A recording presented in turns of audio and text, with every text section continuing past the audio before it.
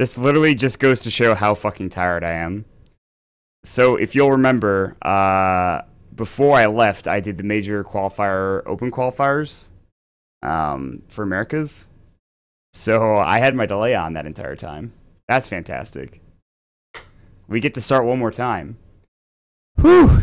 All right. Everybody, welcome into my stream. If you are new to this stream, or if you don't know who I am, or maybe you're just learning about me, I'm essentially some idiot, some random dumbass that casts Dota, and he tries to do it for a living, oftentimes unsuccessfully. But, yes. So,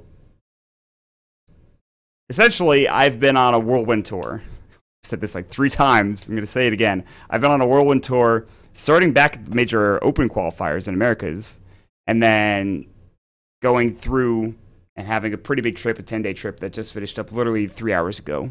And I'll get to talking about it. I'll make sure I point out every unique little detail. But let's go ahead and just start off at the beginning, where we had the major open qualifiers, and I was one of the few people that was doing the American coverage. There were other couple of people that might have been, doing it. I think some of their, I think maybe Llama was doing some of it. I'm not sure. Essentially, there was no coverage of the open qualifiers, which I thought was pretty ridiculous, considering HCWP is a very strong team. Root was in there as well for a period of time. So the day before I left, actually, was... the day before I left, finished up the first bracket. There were 2 brackets. There was the first bracket for the American teams, and then, if you didn't win in the first bracket, you had the second bracket to work with. And so I actually wasn't able to cast the second open qualifier bracket because I was on my way to Sweden. But, yeah, no, the first open qualifier bracket went as expected. HCWP owned and destroyed, and then, well, things didn't go their way, but, hey, it happens. So, yeah. So... did the open qualifiers. I actually got a shit ton of viewers, like 4.5K, which is very unusual. Not for me casting, but for me casting on this channel, and I thought that was awesome. I know a lot of you guys were there, and I hope you had a good time. I hope, because I kind of try to keep it a little bit more light and I think fun. I think that's what I was trying to do the best, and because it's like open qualifiers, who really gives a shit? Let's be honest. I mean, I care about the American teams, but some of those teams were real bad too. There's one team in particular. Let me tell you this story real quick. If you were watching, you know what team I'm about to talk about. I can't even remember their team name. But they were playing against the High Council of Wizards and Priests. And they were having issues with their player reconnecting to the game. And it turned out to be a Dota issue. And it was so grating. And I've never gotten more frustrated in my life because of the shit they were saying. There's a clear, rule in place where that you can only have a pause for a certain amount of time in Dota. And in this case, it was 15 minutes. The 15 minutes had gone up. And Demon or whoever would be unpausing for HCWP, and so they'd keep unpausing on HCWP, and this team would be like, Demon would say, oh, we talked to Mikey, the admin, the FACEIT admin. He's like, we talked to Mikey, and he said we can go. He said we can play the game. Can we actually play the game? And I mean, Demon's a pretty cloudy guy, and you could think a lot about Demon and whatever, but I don't think he's a liar. And they're calling him out. They're calling him out on lying and shit like that, which I thought was just, if you saw the cast, you'll remember how frustrated I was, and maybe I'll highlight it or something. But the funniest thing about this particular story is that for whatever reason, I couldn't hear the Clockwork talk. I couldn't see his chat. People were talking to him, but I couldn't see it. It was clear that there was some issue here. And so I investigated further using my deductive skills and realized I had this Clockwork, whose name is Alex, muted the entire time. I had him muted. And I'm thinking, well, that's a mistake. How did that happen? How did I mute this Clockwork? Or not Clockwork, rather, Gyrocopter. Fuck, I'm losing it, man. I had this Gyrocopter muted. And so I'm like, I must have just done it in game, right before the game started or something. I don't really...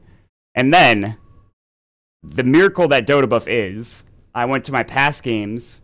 I got Dota Buff Plus, and I wanted to see if I had played with this Alex guy. And I will find the link for you guys so that you can marvel in its existence. And I don't want to shit on Alex too much, because he actually played rather well in that match, but... am I not on Plus? I can't... Someone has it somewhere. There's a way you can, figure it out. They changed Dota buff. Why did they change Dota buff? Anyways, to make a long story short, this Alex guy, I had him muted from 2012. So there's a couple things wrong with that. There was nobody of a particularly high MMR in that game that was on my friends list that I was playing with. It was a solo game. It was a solo game, and I'm playing this game, and I can't even remember what hero I'm playing, but I'm playing this game, and this gyrocopter back in 2012 in maybe 3K maximum MMR land when I'm a fucking scrub at this game goes double bracer Vanguard treads gyrocopter. And I remember thinking at that time, I'm sure I screamed at him. I'm almost positive I screamed my lungs off at that person. It's somewhere on Dota Buff. Someone linked it to me last time around.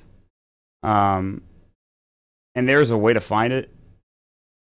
But it was actually ridiculous. So that was pretty much the start of a whirlwind trip. Anyways, that's the end of that story. So this guy went double frickin' bracer Vanguard gyrocopter, and I thought, okay, well, that's clowny. That's classic. The next day, I flew off to Sweden, and it was a flight to Chicago first, and then a flight from Chicago over to Sweden. So I live in upstate New York. I have to go west before I go east, but that's fine. I mean, that's not uncommon because Chicago is kind of like, it's a pretty big airport. ORD is very big. So I flew out of Chicago, and sometimes you get like, you pray to the gods for a miracle, and it just comes to you, and it just happens. So in these big Airbus A330s, or I think they're A330s, big ass jets, big, almost 747 like, but without the upper level. You have I think you have the aisles are, I think it's 242 or 343. Essentially having 2 window seats on, both sides, and then having the 4 seats in the middle. And I was pitted in one of the middle seats, one of the middle rows. And I was on the aisle seat of that middle row. And I'm thinking, like, okay, I got an aisle seat, it could be worse, because aisle seats on long flights are amazing, right? You have to go to the bathroom a shit ton. Like, it's an 8-hour flight. Like, there's no way you're not getting up and using the restroom at least once. So I'm thinking, all right, I gotta sit near other people. I gotta maybe have to deal with I'm thinking worst case scenario, there's gonna be a kid next to me who's colicky and just screaming and fucking my shit up, man. That's what I was thinking. I saw a couple and their children come onto the plane, and I thought for half a second they looked at my seat, and they kept walking, and I thought, thank God. But the miracle came. The miracle came in the form of, you get that feeling where the passengers start like slowly, stop coming onto the plane, and then eventually all together you're like, holy shit, nobody else is coming onto the plane. And lo and behold, all 4 of the seats next to me were empty. All 3 of the seats next to me were empty. I had a full row to my fucking self. And I'm in heaven, right? It's an 8-hour flight overnight to Sweden where I needed sleep. I threw up all the armrests. I had Serial downloaded, the podcast Serial downloaded, and it was on my phone, my new phone, ready to go. Phone with like 10-hour battery life at the very least. And here's what I do. Throw up all the goddamn armrests. I put the pillows behind my head, and I fucking say, listen, if you have a problem with this, you can go fuck yourself. Because I am comfortable as fuck. I have 2 blankets. Because they give a blanket to each seat. But there's nobody in those seats. I steal those blankets. I have 3 fucking pillows because no one else needs those pillows. And I lay down, put my earbuds in, listen to the story of Adnan Syed in Serial. And a great podcast, by the way. I highly recommend it. And I am living like a king. 2 hours go by. I'm getting tired. Turn the podcast off. Pass the fuck out. Sleep until we get there. I actually do have a picture of it, but I don't know if it's really worth me going all the way through my pictures. I remember tweeting about it too. I'm almost sure I did, but regardless, moral of the story is sometimes God is with you, and that was one of those times. However, there was a time a little bit later on into the story that he was not with me. So, needless to say, we get to Sweden, and I'm trying to remember what we did on the first day that I got there. We get to Sweden, what time? I got there pretty early, I think. It must have been. Or did I get there the night before? Oh, you know what it was? I got in, and we were all tired, and like, not everybody's in yet, and I go to my room, and I'm just dead tired for whatever reason. I sleep from like 12 to like fucking 8 o'clock at night. And we have this Moonduck meeting, you know, trying to iron out the schedule. And at this point, I hadn't eaten anything at all. And so I hadn't eaten a single bit of food since I got off the plane at like, you know, noon or 11 or whatever the fuck. And this European-style hotel where the beds are like, it's literally like the bed is as wide as this chair is. I'm not kidding. I almost fell off it like 3 times. And the beds are squished together, and I'm rooming with Slacks. I'm like, thank God Slacks is a heavy sleeper, because I move around a fuck ton. And like, he's literally right next to me. Like, we have to push the beds apart, or else like I'm like almost making out with Slacks. You can look at Cap. I think Cap tweeted a picture where he and Blitz literally just put the beds together and they put a pillow wall in between it, which, by the way, is an amazing idea. But me and Slacks are not at that stage of our relationship. So, see, yeah, Nahas found it. I told you, man. You see that shit? Dude. And the people across the aisle from me, you see that those 2 people over there? They're sharing that fucking row. And they're looking at me and they're like, this motherfucker. And I'm just like, what's up? Anyways, so back to the story. So slept until about 8 o'clock. Then we convened. And unfortunately, in the area of Sweden that we were in, there wasn't anything that was open at 9 or 10 o'clock, or I think it was 10 o'clock. Me and Slacks go outside. It's cold out because it's fucking Sweden. And we're like... And I think like JJ and Andrew went to the McDonald's that was nearby, or somebody did. And like, yeah, there's like a McDonald's right near there. Just go to it and it'll be fine. And we get there and it's closed. And we walk around and we're like, there's a Subway that's closed. There's nothing fucking open. And I hadn't eaten anything. So that sucked. Woke up the next morning. Turns out it was fine. Great continental breakfast. Got to see everybody early in the morning. Got to the place. It was a bit awkward at first, I think, because I didn't really know a lot of the people at the Dream League studio, but that place is fucking beautiful. I tweeted out, I think, a video. It's on my Instagram for sure. There's a video of me kind of just like showing the venue around, and I'll see if I can get it. I mean, I don't really want to show it through my phone, but there's definitely a video of me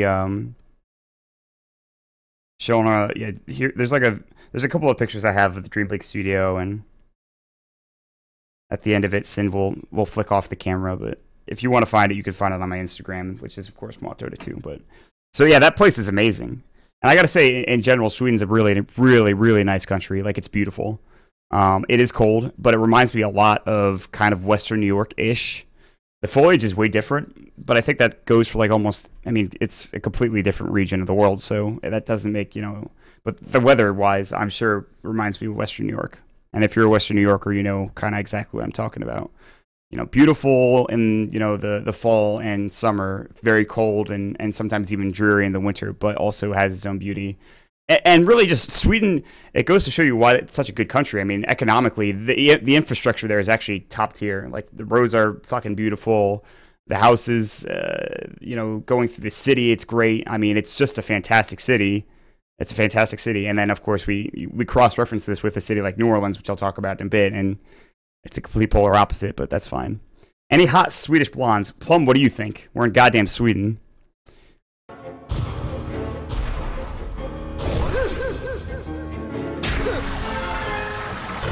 Gnome, thank you for the resub, my friend. Welcome back to the Motley Crew. And so, yeah, the infrastructure there is fantastic. The city's fantastic. The only thing I regret is not really... And this is, I think, the case for many, many gamers, especially us casters, like, you know, pretty much all the casters. They don't want to do anything. We just want to game. And we have a story about gaming, too. I'll tell you in a second here. But we didn't really go into Stockholm. I mean, the travel that we did was to and from, you know, our hotel to the to Dream League Studios. That was the extent of our traveling. So we didn't actually get to see anything. You'd see it from the car, but from what you could tell about the city, just on the outside looking in, it felt like everything was up to snuff and everything was up to par. So it was really cool. What's up, Andrew? Drew. Nice to see you, man. Yeah, I mean, we didn't really have time to go clubbing though, because there was the Chinese shift and the way we did it. I'm sure we did the scheduling poorly, but we only had enough room for one production crew at a time in the studio. They had two like studio areas, and I'm sure we could have covered both of the like we could have covered almost all of the games, or not all of them, but like almost all of the regions. But the thing that was disappointing to me is that, and everyone felt it, and they kind of gave me some charity and a Dota casts later on into the tournament, but we just didn't have the manpower, which is weird because we had a ton of people there, but we just didn't have we didn't have the production manpower in order to be able to man two studios, or to have people there staying, for the American region and then staying for the SEA region. So that was one of the reasons why, and I'll talk about this a bit more too. Is that, I mean, we got hammered by BTS, and that's for obviously a couple of reasons. I think the biggest thing is that once they got started, it really you can't. One of the most important things in viewership when you're competing with other tournaments and organizations is getting your stream on early and early enough that your viewers can start funneling in. Not to mention, obviously a good studio has good branding and Join Dota has good branding, but like Moonduck as a whole doesn't have really good solid branding yet. And we're kind of, obviously it's going to take time. It takes time for every studio to get up there, but they essentially, and once they had that early advantage and they were covering every single region, there's no reason for you to leave that stream really and go to Dream League, even if you like the people. It's just something that you have the viewers' attention there. They don't ever have to leave the stream. Even if they go to bed, they can just keep their stream on overnight, and there's no real reason for them to go to the Dream League stream. And I'm not saying again that we did a poor job. I think we did a fantastic job. I just think that we could have planned it a bit better. And this is like a whole group thing. It's not like Dream League could have planned it better. It's not Moonduck could have planned it better. It's everybody could have planned it better. So yes, in terms of viewership numbers and in terms of, I think, meme quality, I didn't unfortunately get to see too many. I saw a couple of clips here and there from the BTS stream, but it looks like they were doing what a lot of those guys do best, and that's just being clowny motherfuckers. I mean, for God's sakes, they invited Gerg. They invited Gerg and Charlie to cast. Who thought that was a good idea? I mean, it works out because they're fucking funny people and they're goddamn retards, but like, how is that a thing? How is that a thing? I mean, Greg's actually he's a good caster, but Charlie? Woo, lads. Woo. So anyways, they had 8 PCs upstairs in the DreamHack studios, and when you're not watching a game, we're like, let's go, like, let's form a stack and let's do something. And it was funny, like, I feel differently now, but at the time I just really did not want to play Dota at all. I played like 1 or 2 games with Kevin, and like we lost most of them because I just wasn't really playing well, and my settings were off and whatever, some bullshit. But we had 8 computers upstairs. You get on a computer and you're set. And the real fun was when we played Counter-Strike. There were 2 solid days of us playing Counter-Strike. Here was the party. It was Blitz, the fiend that he is, the case opening fiend that he is. It was Blitz. It was Purge, who actually carried us. I mean, he's a pretty good player. He just started playing and he actually owns. Me, of course. And then we had another combination of like Shane, Pimp, Wet Boss, and I think maybe one other person. And so that was our stack. And we called it the Rank Up Party because we owned. There was very few times where we were not, like we won 90% of our games. And the last night that we were there, we said, okay, we have to go to New Orleans tomorrow. We have to fly out to New Orleans. And we probably should get some sleep because our flight's, at X, Y, or Z time. And some people had to do Chinese. We had just finished up, I think, one of the American matches. I can't remember which one it was. I'm probably sure it was the last one. And we said, okay, let's we'll just go to bed. and instead of hanging out or going out and partying, we're gonna go to bed. What ends up happening when that happens is like you get people upstairs and they start saying like, maybe I'll play a game. I could play a game. And then what happened was like the production guys were like, you can't stay here. Like if you stay here, you're gonna get locked in. Like you're gonna need to get locked in, and you're gonna have to be here until 3 a.m. And so we're like, so we can't just play one game and leave. Like no. And so we're like, okay, I guess we're having a LAN party. We went to McDonald's. We ordered like 30,000 different things. We come back. And we have Cap, who's like, he did the Chinese shift earlier on in the morning. So he's like almost on a 24-hour like rewind kind of thing at this point. And he's tired as fuck. Zero is sitting next to me. And he's like leveling up in CSGO. And he wants to play with us. And I'm like, I don't have the heart to be like, Andrew, you're shit at this game right now. You're not going to win with us. But that's what I kind of wanted to tell him. This is how I phrased it. I said, Andrew, you're not going to want to play with us. You're going to get slaughtered. And so he would be like playing and I would be coaching him while he was playing. And so he was there. And then we had, here's the rank up party for that night. Me, Blitz, Purge, Shane, and Wet Boss. And so we lost our first game like 14-16 or whatever number. And they were clearly like smurfing the other team and we got owned. Just for posterity's sake, I know I'm going to keep this story quick because I know a lot of you guys aren't Counter-Strike fans. But just for posterity's sake, almost all of us were Master Guardian Elite, with the exception of Shane, who is LEM. Every single other person was MGE, though, at that point, which is like, I think, probably 3.5k MMR in CSGO terms. Maybe a bit higher. And so we lost our first game. I don't remember how much we lost by. I'm actually going to look it up right now that I have a second. But it was close. And all the games that we played that night were close. So we lost our first game, I'm almost positive. And then the second game. First game we played on Cache. And I think a lot of people aren't super familiar with the map. I pride myself on my Mirage play because I know all the smokes and stuff like that. Cache is not that for me. So we lost our first game, which was on Cache. And then we're like, and they're like, why are we not playing Cache right now? Because we all are, why are we not playing Mirage right now? We're all Mirage gamers. We're all Mirage gamers. Like, let's fucking play Mirage. It's the easiest fucking map in the world, and we own it. We're like, all right, we're gonna own. And I swear I'm gonna get through the CS:GO story like real quick so that you guys don't have to listen to it anymore because I know a lot of you don't like the game. But oh my god, dude, that fucking second game, it comes down to the wire. We are down, I think, like 10 to like 5 or something at halftime, maybe. I can't even remember, dude. I can't tell. Like, it should tell you like round by round, like who is winning and stuff, but it doesn't. Like, anyways, we're down. We're down a couple of rounds. We are down a couple of rounds,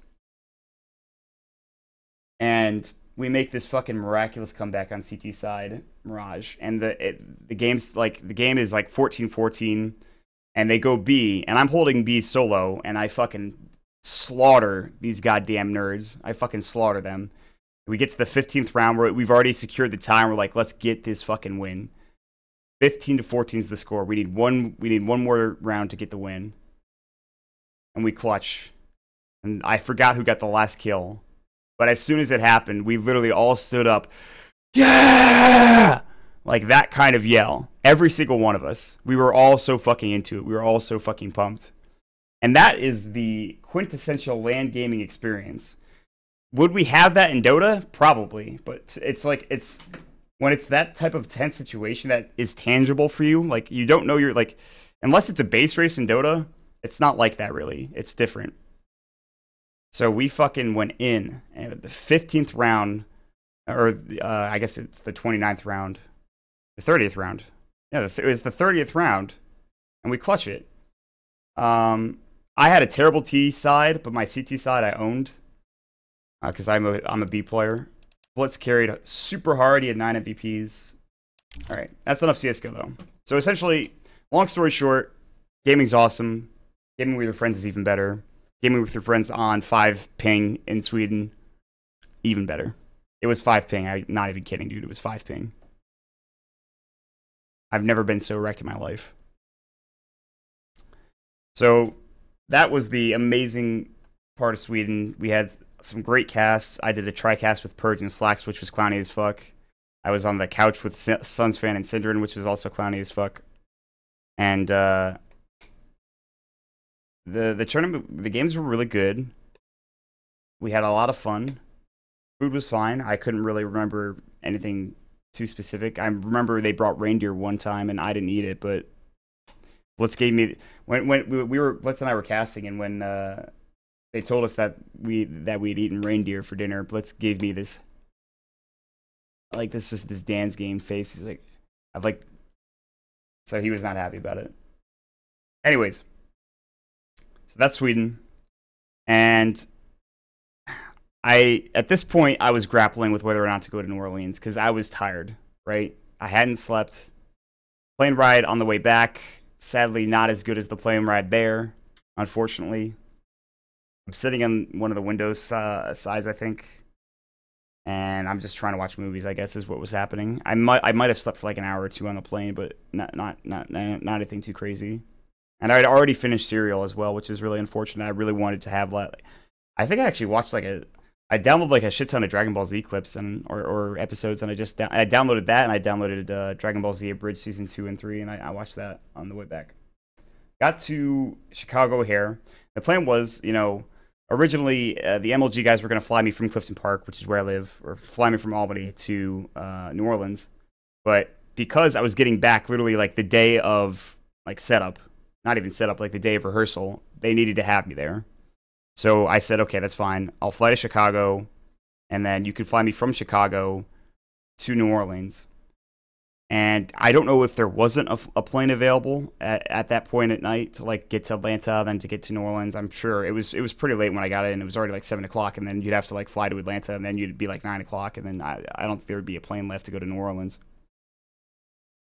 But I ended up having to stay overnight in Chicago. And I'm freaking out because I don't have the money to pay, for a hotel for a night. But I do it anyways because I don't want to stay in a goddamn fucking airport, which was really annoying. But I mean, I understand. I didn't really convey it to MLG. It's not on them, but it's frustrating that I had to do that in the first place. But I agreed to it. So what are you gonna do? And I only got 6 hours in the hotel anyways. Got up in the morning, went through security, did all that shit, got on the plane, got to New Orleans, and I'm like, oh my god, it's so warm here. And you have to understand too, my body's freaking out right now. I was so cold. I'm sure I had a fever throughout the entire trip from Sweden and back to the States. I had a fever 100%. 100% I had a fever the entire time. I get to New Orleans and I'm like, oh my god, it's so warm. It's so warm for this first day, and it's beautiful. And I'm not shivering, and I'm not freezing my ass off. Get to the hotel, check in, see what everyone else is up to. I had to head over to the event immediately because I didn't know what I was doing. It was dumb in hindsight, but whatever. And so the Hilton is where we're staying at. The Hilton is literally a 5-minute walk away from the convention center. I'm like, oh nice, 5-minute walk to the hotel. This is the biggest convention center I've ever fucking seen in my life. How is this thing so big? It's literally almost 2 miles long. I'm not even joking you. I walked, and I knew it was Hall J, luckily enough. Some people didn't have that information conveyed to them. So obviously you come into the Hilton side of the convention center and you start at Hall A, and you have to go to Hall J. And if you've never been to a convention center before, halls are usually giant. They're called halls for a reason because they're big, right? They hold a lot of space. They hold a lot of people. They're meant for big conventions. And so they have A to J of halls, okay? A, B, C, D, E, F, G, H, I, J. All right? That's 10 fucking halls of giganticness. And when I get to G or something, I'm oh, yeah, I'm at G. I'm practically there because I don't know my alphabet. I'm sure what I just recited was wrong also. And I walked from the door of the convention center to Hall J was a 15-minute fucking trek. And I did that 4 more times that day. When I brought Ben and Will and Austin and all them over, I was like, we're only 30% of the way there once we got to the convention center. And they're like, whatever. And they were by the time we got there, And yeah, Nahas can vouch for this. By the time we had gotten there, they were like, "What's fucking happening, dude? How are we not there yet?" Like, and then people are like, they're like, "Oh, we gotta take Ubers, man. We can't walk this." They're like talking about taking an Uber for like a 2-minute ride just so they don't have to walk this. And to be fair, that a lot of them are, or all of them are in suits, and they, you know, that's kind of a rough walk. I don't know if they did end up taking Ubers, but either way, the walk was rough. I get to the place a bit early, about 1 o'clock. I get there 1 o'clock Central Time, and I'm sitting around, and they're like, "Hey, we won't need you till like 2." And then I'm like, "Okay, well, are you sure?" And then like, "Actually, we won't need you till 4." And so I walk back, and I sit down. I see everybody, say hi. You know, it's good to see everybody again. We walk over there. At this point, it's like 4. And we're all sitting around. Like, we're all waiting on, like, issues and shit like that. Typical LAN stuff. They had, like, Rock Band at the VIP section, and Blitz and I were playing Rock Band horribly. They didn't need to use me until 8 o'clock. I didn't know what I was doing until 8. And when I finally figured it out, it wasn't a particularly hard job, which I'm not complaining about. And I definitely think I did it okay. I guess a lot of people didn't even know I was at MLG. And if you wanted to know what I was doing, I was the LED lighting venue manager, I guess, like the projection screens, stuff like that. Like, so they wanted a lighting system sort of like the one they had at TI5, which is what I thought initially. And I'm thinking like, oh, so like if Walrus Punch goes off, I have to click like a Walrus Punch button, and then like, yeah. And no, I've already gotten this question. I was not responsible. That was stage lighting. That was responsible for No Tail's shit. I didn't fuck anybody up with the players, all right? The players didn't have it, I didn't touch them. Whatever. I was not like, I was in the zone. I was dealing with my own shit. I was like, whatever. So essentially, again, to clarify, I thought I was going to be doing like, okay, you click Walrus Punch when Walrus Punch happens or something like that. But what it turned out is that I was responsible for like, there were 2 lights on both sides of the stage that were like kind of headshots, like pillars that had like the players, and it cycled through the players of the matchup that we're currently playing. And then there was the pick and ban screen that had like all the heroes, and I was responsible for getting into the game and putting those heroes onto the screen. And then I would have to like switch to a different overlay and then change all the names of the players that are playing their heroes and then throw it back in the order that they're sitting in and position wise. And I mean, that's pretty much the gist of what I did. I literally clicked like 2 or 3 buttons to control LED lighting. I'm gonna be honest with you. I mean, I'm glad I went, but it was not the most, you know, exciting job in the world.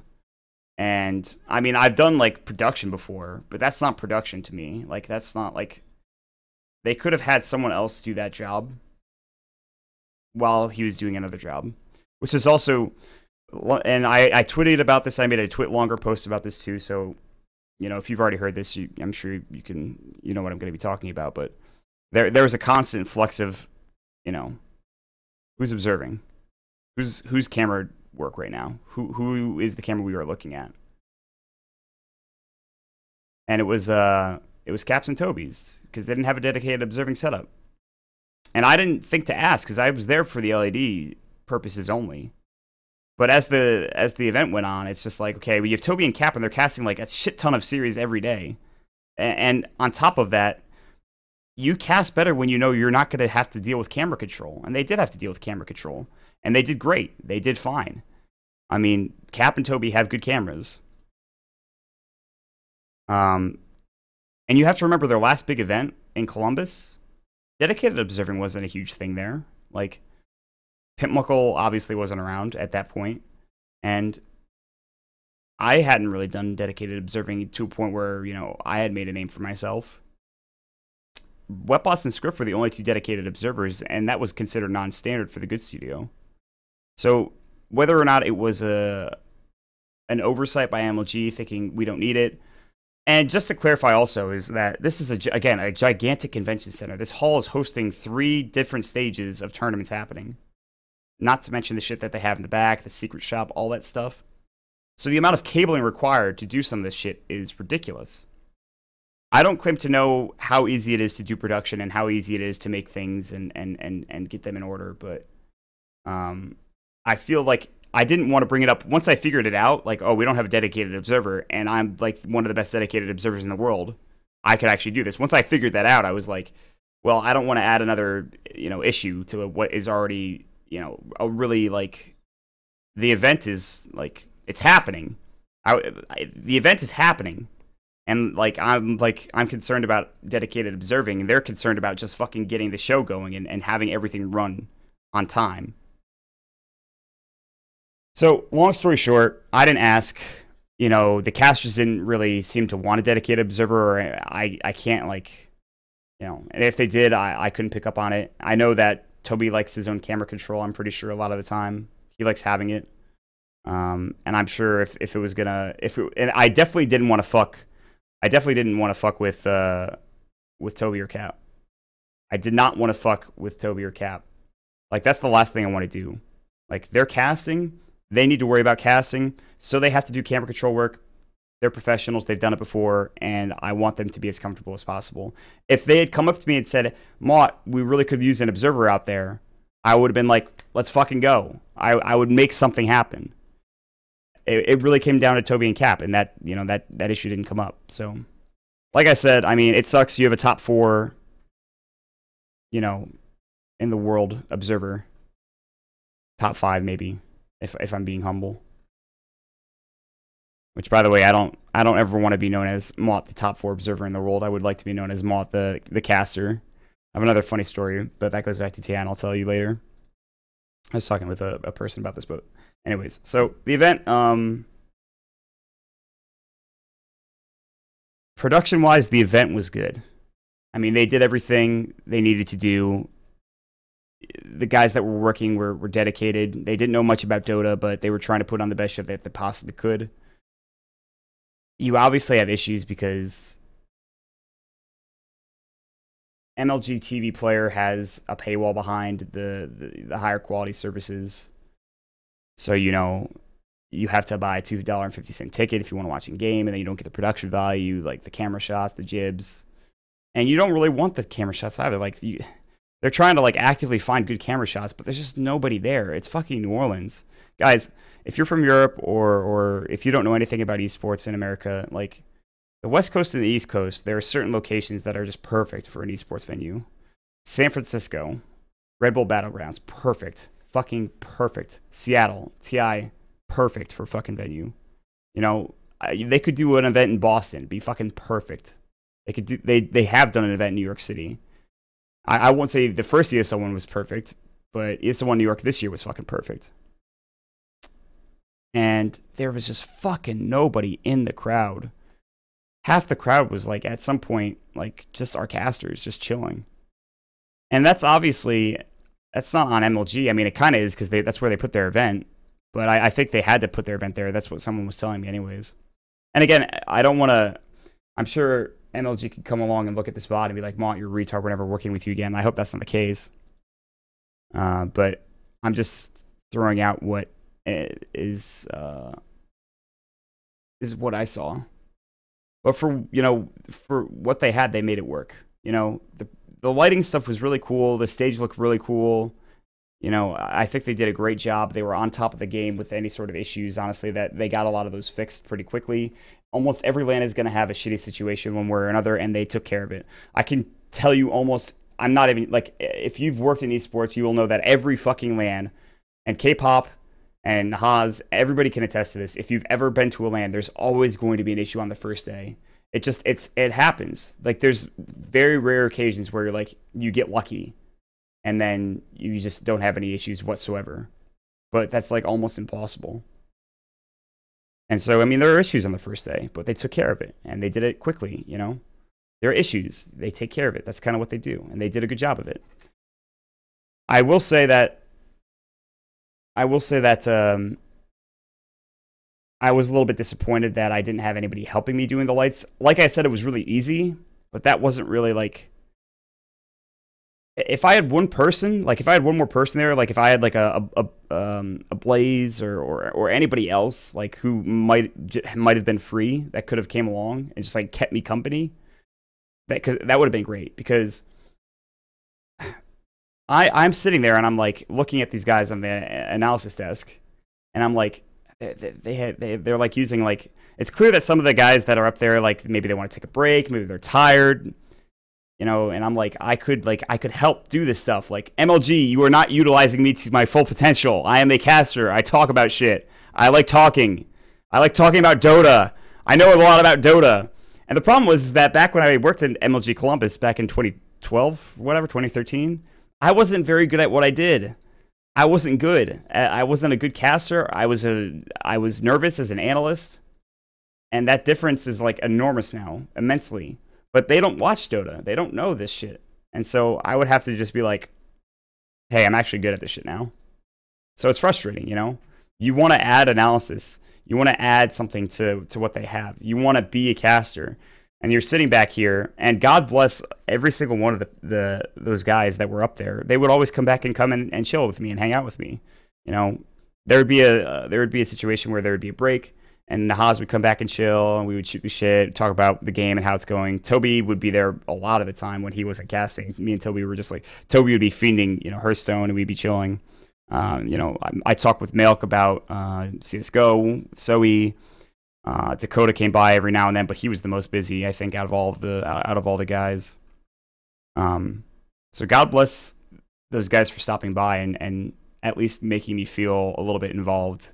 Because if I was if I was just sitting there and nobody ever came by and nobody ever like, you know, came chilled and chilled with me, that would have been really rough. It would have been, and that's like a rough situation when you're working in production. You want to be part of things, as a person in production, like you hang out with a group of production people, but as a caster, you want to hang out with people like, you know, your group of friends, which is, you know, the casters.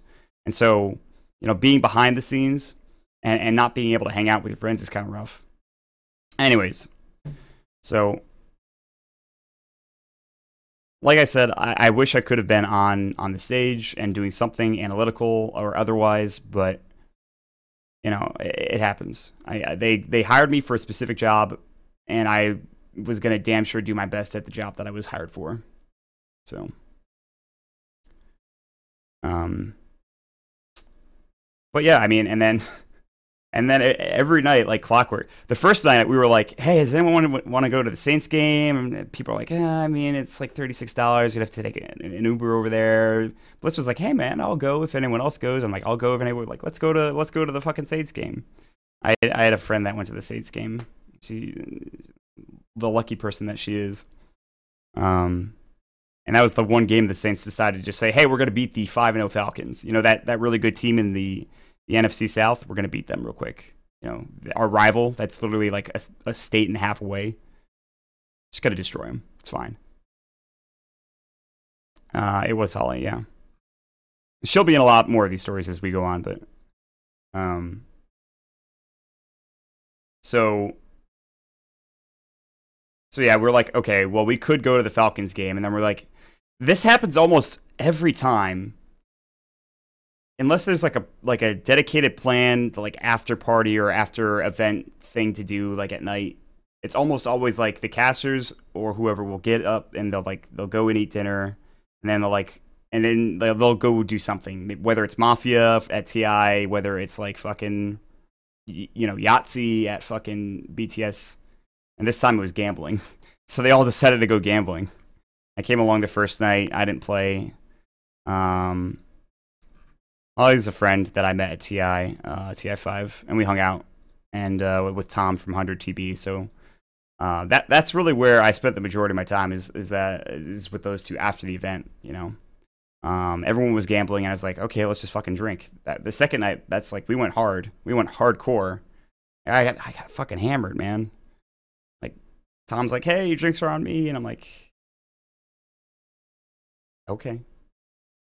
Then I came up.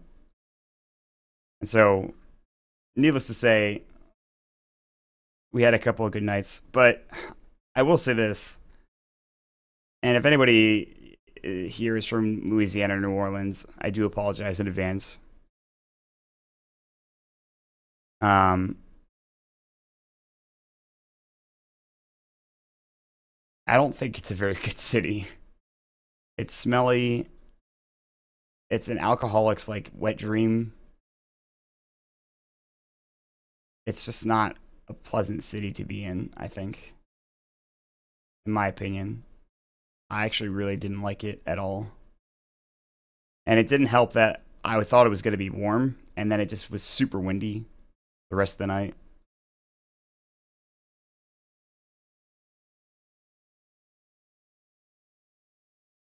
But hey, I mean, there are girls wearing skirts, so I mean, the wind is sometimes good. And I was freezing, right? I was telling you guys, like, there was a day where I had a fever when I was working backstage. I was fucking freezing. And I'm just like, oh, you've got to be kidding me. The one time that, like, I want to go out in the South and I want it to be warm. And it's fucking cold. God damn it.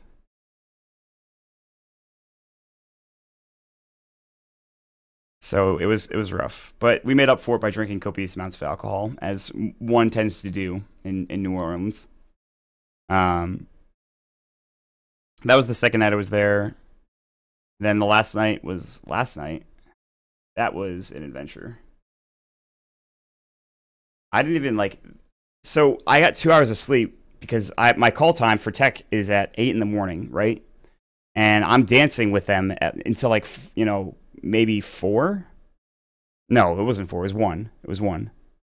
It was 1 o'clock. But I couldn't like fall asleep or something, or I don't know. Something happened, and I like only got like 3 hours of sleep on the last day. And the last day is fucking brutal. 2 BO3s go for the full BO3 length, and the games are not that exciting. Then the grand finals go to 4 games, and the games aren't that exciting. And it doesn't help because the fucking crowd is empty. If the crowd's there, then I get fucking excited, and I get like, oh yeah, all right, let's go, that's cool, And again, thank God for like the guys coming by every so often, but they were busier in that day, and it was kind of rough. It was rough. It was really rough. Like, I was just like, that day was really rough for me, the grand finals day. And at that point, I'm getting homesick, and I'm just like, I just want to go home. And I made a vow to myself. I'm like, I'm not going to drink that much tonight. I already made plans with Holly. I was like, okay, we're going to go out. We're going to find something to do, and we'll see what happens. And lo and behold, Tom's with us too, and we're like, okay, we see Nahaz, we see Toby and the squad on the way back, and they're like, oh, we don't know what we're gonna do. And inevitably, that turns into more gambling, as we'll see them over there at the casino later. But we go to the casino bar, we drink a couple of drinks there, and we're just shooting the shit. We're just telling stories essentially about, like stuff that happened. And at this point, like, I've had a couple beers, but I'm not like hammered or anything like that.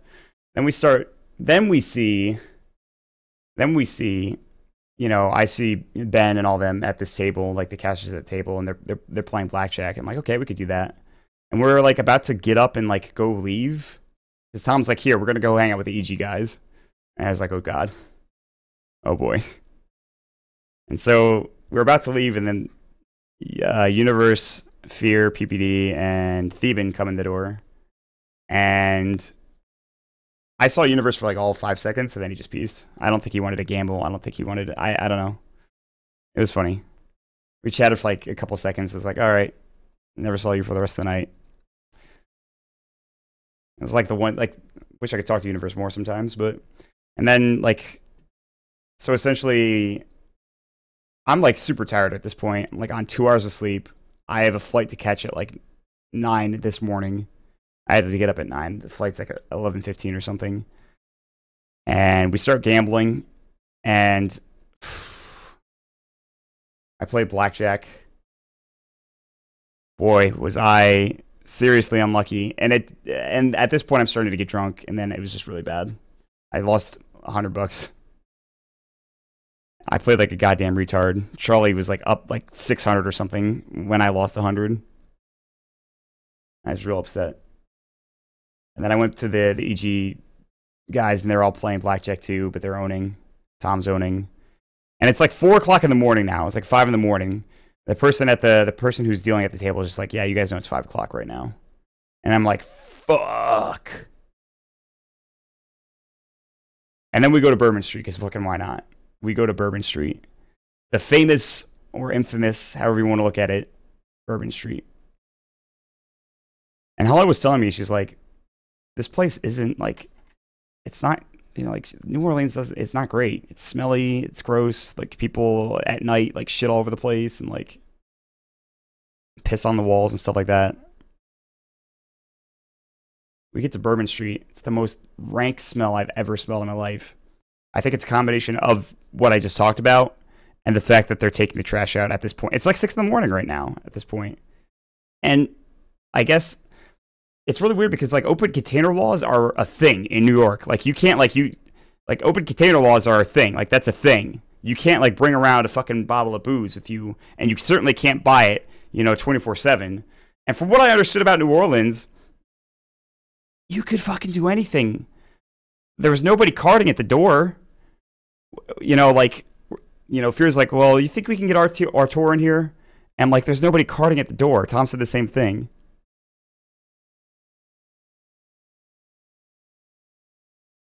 Oh my God. So it smelled really bad. We went to this place called Alibi on Bourbon Street. Met a homeless man. Shook his hand. I don't know why.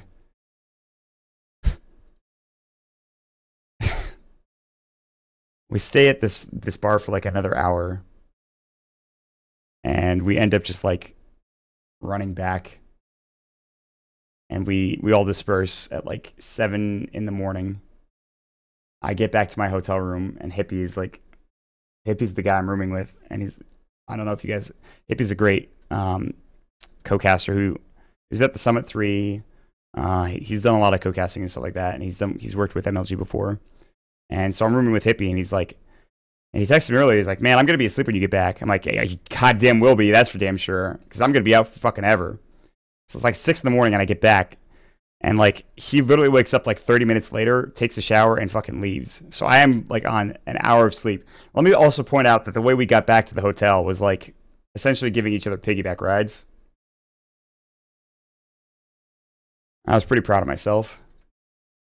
I definitely did the best out of any of them. So go me. But I think long story short, I came home today. And I was really, really happy to be home, and I'm really happy to be here. But I'm already feeling like, damn, I miss my friends. That's how I'm feeling. Like, I feel like I could have done more. I feel like I could have gotten more out of the trip too, in both places, in both Sweden and in New Orleans. It was a great time. I was very homesick, though, on the last day. Like I told you, I wasn't feeling well. And then to add it onto that, the games weren't fun. What I was doing wasn't particularly enjoyable, but it had some enjoyment value to it. The production people were great, but, I only talked to a handful of them because I didn't really know anybody, and it was just kind of a weird situation. And so the event as a whole definitely could have gone better, for sure. But it's MLG. I mean, like, and, Dota might not have gone the best, but Smash was fucking going off. And like, I was like looking over, and like Nairo and Zero are playing, and they're going ham, and I'm like, damn, that looks fun. Not that there weren't any fun games at MLG like that. Those did exist. There were some really good games at MLG for Dota 2. But I definitely think the more enjoyable part of the trip was the Sweden part. And throughout this entire situation, throughout this entire 10-day period, I've had, I think, a collective, like, not a collective, I've had, like, at most 6 hours of sleep a night. And at the least, I've had, like, 1 hour. Which was yesterday, or today. My brain wasn't particularly working very well when I got home. Was the attendance higher for COD, Smash, than Dota? Dota had the lowest attendance by far, I'm pretty sure.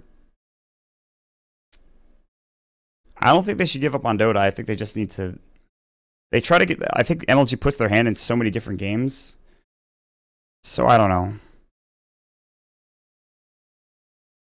I admire that they hosted an event, and I'm glad that the event happened because I think to the players, MLG is a big thing, but it wasn't at the same time because there's nobody in the crowd.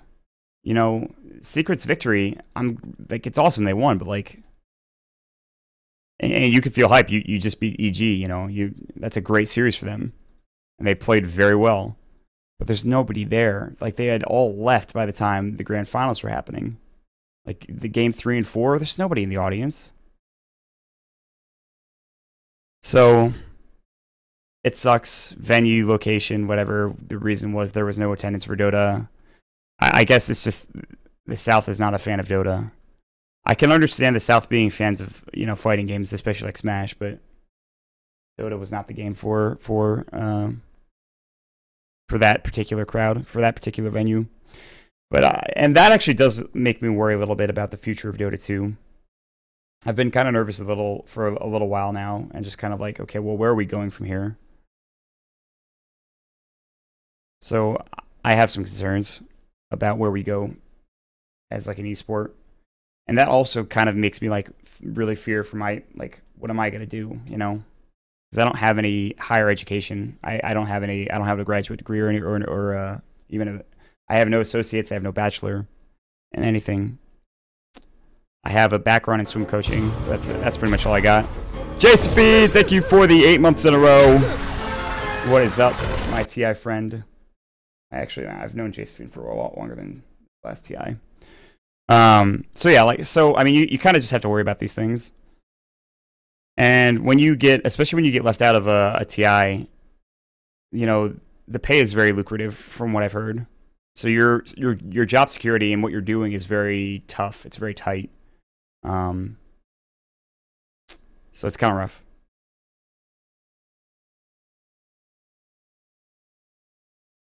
I mean, I could always go back to school, but schools never really agreed with me. And I won't go into too many details on that, but I'm sure you guys can probably figure out what I'm talking about. School just doesn't work for me.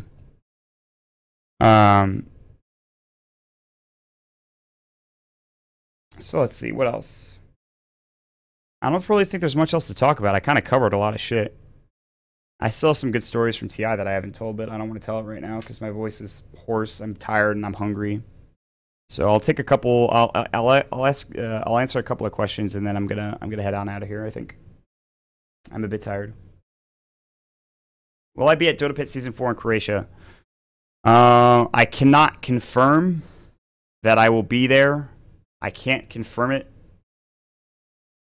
but I would be surprised if I wasn't, is how I'll put it. Where do I see myself in the next 2 to 3 years? I see myself doing a couple of LAN events, being part of most of the Valve operated tournaments, maybe streaming a bit more, and maybe even transitioning into another game. I don't know. I'm not sure. I need to do something to be able to actually do this because I can't. Right now, it's not. You know, 100% yet for me. I can't like live off this yet. So, I feel like this is going to be the year for it, but I have to work my ass off. So, which states would be better? Would be the better ones for doing Dota lands in the future? Definitely Northeastern and anywhere in the West. Could be Southwest, could be Northwest. You really can't do Midwest. I guess Ohio is probably as like, you know, Midwest as I would go. I don't think I would go, maybe Michigan. But even, nah, I don't think so, actually. It's tough. You could probably, I remember the Full Sail event in Florida not being too particularly crowded either. Maybe that was just because there weren't many good teams there, but I feel like Florida's probably not the place. I think it's got to be up. It's got to be Northeast and like anywhere on the West Coast, probably. What was my drink of choice? I usually drink vodka Red Bull, but that's really bad for you. So, yeah. I don't know. I also like gin and tonic, but I don't drink that much. Have I tried murder as a way of climbing the casting ladder? No. They're all my friends. I wouldn't be able to murder any of them. What am I going to have for dinner? I think pasta. Probably spaghetti. What's your next event I'm going to cover? Well, I have something potentially coming up like tomorrow or 2 days from now, but I'm not sure if I'm going to do it or not because of like strange situations. I imagine I'll be doing some sort of tournament within the next month. I don't believe Canada Cup starts until after November. And then there's I don't know about the other tournament that we're doing, so.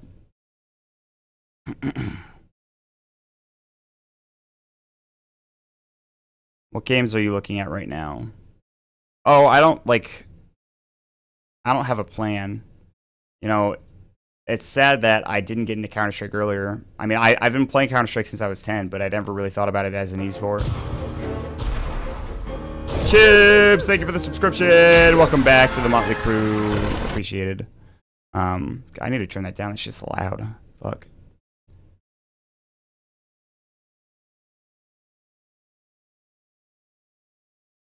I think if you want to pursue being a caster, and I'm not trying to dissuade anyone from doing it, because there are people that are getting success currently just through, you know, like sheer force and casting tier 2 tournaments, like Llama and Lyrical are doing a good job of getting their names out there. But I think it's really hard to do that. We already have so many play-by-play casters. And the most frustrating thing too is like I feel like I have to like cast like every day in order to stay and compete with them. Even though I've been doing it longer and I know I'm better at it. And that's not me being arrogant or cocky. It's just because I want to clarify that last statement because it's going to sound like I'm an asshole. But almost any caster will agree with you that like if you have an old caster versus a new caster in almost any situation, the older caster is going to be better in almost any situation. And I'm not saying they're bad casters; they're fantastic for how long they've been doing this. And in certain circumstances, like you're like, oh, you know, I've been casting for 1 year. What are you talking about? Like that's not a long time in comparison to like everybody else. ODPixel, like a lot of people are like, where did he come from? He just came out of nowhere. He's like new and he's an amazing caster. Let me tell you, ODPixel has been casting for like 3 years at least, man. He's been grinding it out. I was still on Neo Dota when ODPixel came onto the scene. So when I say that, you know, an older caster is better than a newer caster, it's not because I guess it's not always true in every situation. It's definitely not always true in every situation. And the problem is also that casting is so subjective. Casting is the most subjective thing in the world, which is really frustrating. But there are just simple mechanical things that you have to work on in order to be a good caster. Unless you have a background like Dakota does in acting or something along those lines, like AC does in radio, you're not going to be good when you start. It just doesn't work. You have to work and you have to train your voice. You have to make sure you know what you're talking about. You have to feel things out. And this is like, most people start out solo casting. And so then they have to jump into the completely different realm of casting with a co-caster. And then they have to, you know, jump into a completely different realm of casting with a co-caster who's really good. Like a good, very good co-caster. And like all these things take practice and work and fine tuning. So you have to like, there's mechanics that you need to work on, and not just your voice, obviously camera work as well. That's how I got to being a better caster, is just through my observing skills. So there's this one camera control that nobody knew about at all. Maybe Webos knew about it, and this was around TI4. And one of the guys who was working at Valve, I can't remember the name of him for the life of me, is like, hey, did you try out that new console command for like, you know, framing the camera framing? And I'm like, I have no idea what you're talking about. And he doesn't give me the console command. And I'm digging through like the list of console commands for like maybe half a year after he tells me this. And as far as I know, there wasn't anybody else that was looking for this. And then I find the console command. And then immediately after I find the console command, everyone's using it. I'm pretty sure Webos had it before I did, actually. I'm almost positive Webos had it before I did. But that's just Webos. But like, And that was like the type of work I was putting in. Like, okay, what can I do to like? Here's some free tips for any aspiring observers out there. Almost every single person will use like Dota camera accelerate like 5 and Dota camera speed like 2500 or whatever the fuck it is, which is it's the lowest you can go on the slider bar. You can go lower using console commands, and it makes it look much smoother. So, there's a tip.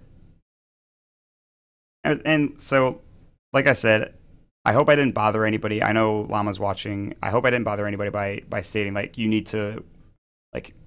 And again, it's very subjective, and there are certain instances where a newer caster will be better than an older caster. But in general, that's not the case.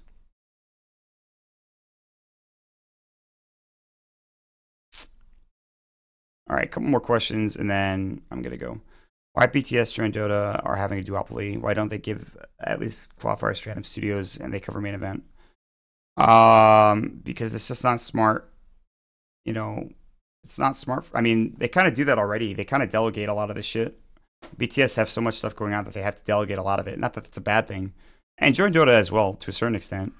They have so much. They have so much. They have so many tournaments that they have to cover that they do delegate them. But they're still the ones making money off of it. It just doesn't make sense for them to do it any other way, business wise. You know, you're gonna throw away money to give other people a shot. I mean, this is capitalism. Like, we literally it's really all about making money. And they're not bad people for it. They've made smart business decisions, and therefore they're actually reaping their rewards, and that's good. That's great.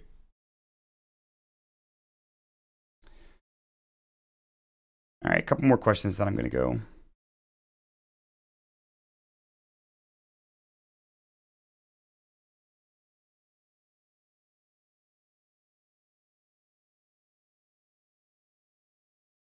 What do I think of the Smash Summit? It's actually funny. I was there when they initially like thought of that idea, and I won't say who came up with it because I feel like I guess I can.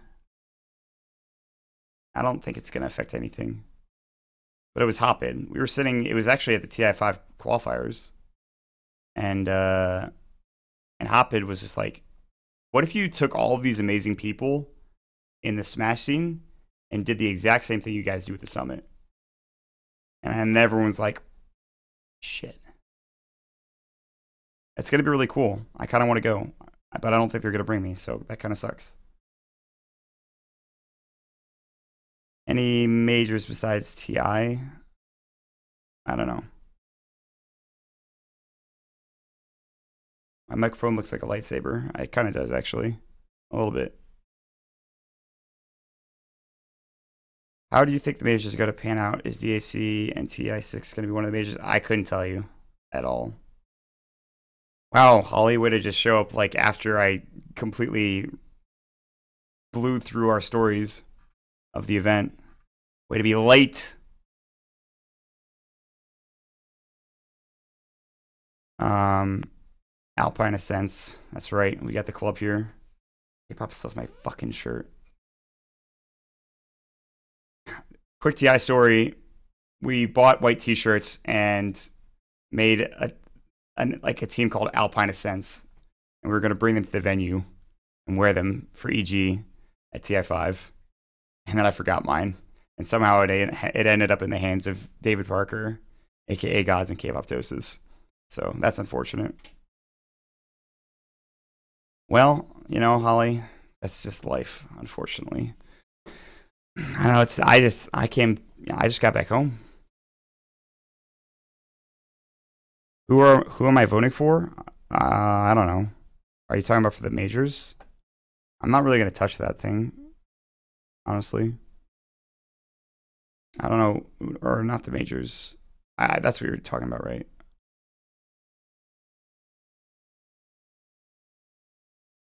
All right, that's it. I'm gonna be done. Thanks for watching, guys. I will see you next time. Top 14 predictions for the majors.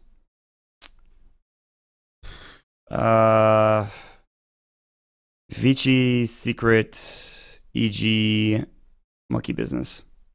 All right. Bye, guys.